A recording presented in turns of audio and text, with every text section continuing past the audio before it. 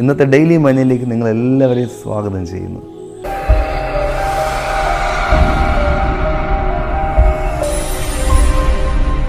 നാളെ എന്താകും, എൻ്റെ ഭാവി എന്താകും, എൻ്റെ കുഞ്ഞുങ്ങളുടെ ഭാവി എന്താകും എന്നിങ്ങനെ തുടങ്ങി ഒട്ടേറെ ചോദ്യങ്ങൾ ചോദിച്ച് ആകുലതകളിലായിരിക്കുന്ന പലരും എന്നെ കേൾക്കുന്നുണ്ട്. നിങ്ങളെ ഒരു മനുഷ്യനെ നിങ്ങളോട് പരിചയപ്പെടുത്തുവാൻ ഞാൻ ആഗ്രഹിക്കുന്നു. 20-ാം നൂറ്റാണ്ടിൻ്റെ ആദ്യകാലങ്ങളിൽ ജീവിച്ചിരുന്ന ഒരു ഭക്തനായ മനുഷ്യനുണ്ടായിരുന്നു. അദ്ദേഹത്തിൻ്റെ പേരാണ് സാധു കൊച്ചുകുഞ്ഞ് ഉപദേശി. കേരളക്കരയിലും ശ്രീലങ്കയിലും തമിഴ്നാടിൻ്റെ ഭാഗങ്ങളിലും ആന്ധ്രയുടെ പല ഭാഗങ്ങളിലും പോയി സുവിശേഷ വേല ചെയ്ത് കർത്താവിന് വേണ്ടി നിലനിന്ന ഒരു ദൈവത്തിൻ്റെ ദാസൻ. അദ്ദേഹത്തിൻ്റെ ജീവിതം ഒരു വിശ്വാസ ജീവിതമായിരുന്നു. എങ്ങനെ ജീവിക്കും എന്നുള്ള യാതൊരുവിധ ചിന്തകൾ അദ്ദേഹത്തിനില്ലായിരുന്നു. എന്നാൽ ദൈവം അദ്ദേഹത്തെ അത്ഭുതകരമായി പോറ്റുകയുണ്ടായി. ഒരിക്കൽ അദ്ദേഹത്തിൻ്റെ ഭവനത്തിൽ ചില അതിഥികൾ കടന്നു വന്നു. അദ്ദേഹത്തിൻ്റെ ഭവനത്തിൽ അവർക്ക് കൊടുക്കുവാനായിട്ടുള്ള ഭക്ഷണം ഇല്ലായിരുന്നു. എന്നാൽ അതിഥികൾ ആ ഭവനമുറ്റത്ത് നിൽക്കുന്ന സമയത്ത് തന്നെ ഇതാ അദ്ദേഹത്തിനായിട്ട് ആ കടവിനോട് ചേർന്ന ആ ഭവനത്തിലേക്ക് ഒരു വള്ളത്തിൽ ഒത്തിരി സാധനങ്ങളുമായി ഒരു മനുഷ്യൻ കടന്നു വരികയുണ്ടായി. അതേ പ്രിയപ്പെട്ടവരെ, ദൈവത്തിൻ്റെ കരുതൽ വളരെ വലുതാണ്. ദൈവത്തിൽ നമ്മൾ ആശ്രയിക്കുമ്പോൾ, കർത്താവായ യേശു ക്രിസ്തുവിൽ ആശ്രയിക്കുമ്പോൾ അവിടെ നമ്മളെ കരുതുന്നു.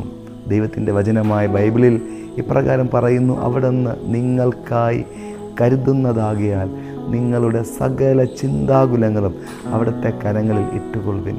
എന്നെ കേൾക്കുന്ന പ്രിയപ്പെട്ടവരെ, നിങ്ങളുടെ മനസ്സിൽ ഒത്തിരി ചിന്താകുലങ്ങളുണ്ടായിരിക്കാം, ഭാവിയെക്കുറിച്ചുള്ള ഒത്തിരി ചോദ്യങ്ങളുണ്ടായിരിക്കാം.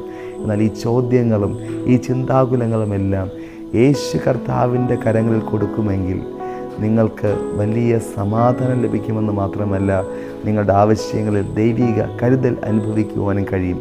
നമ്മുടെ ആകുലതകൾ നാം മനുഷ്യരോട് പങ്കുവയ്ക്കുമ്പോൾ ഒരിക്കലും നമ്മുടെ ഹൃദയത്തിൽ സമാധാനം നിറയുകയില്ല. പകരം ആകുലതകൾ പലപ്പോഴും വർദ്ധിക്കുകയാണ് ചെയ്യുന്നത്.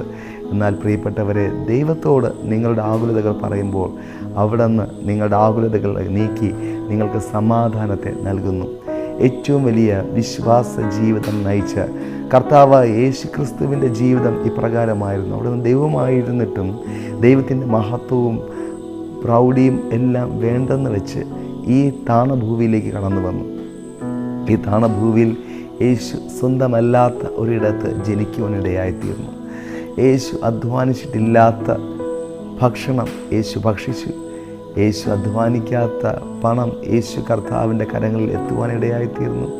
കർത്താവായ യേശു സ്വന്തമല്ലാത്ത കഴുതക്കുട്ടിയുടെ പുറത്ത് യാത്ര ചെയ്തു. സ്വന്തമല്ലാത്ത കാൽവരി ക്രൂശിൽ യേശു യാഗമായി. സ്വന്തമല്ലാത്ത കല്ലറയിൽ യേശുവിനെ വയ്ക്കുവാനിടയായിത്തീർന്നു.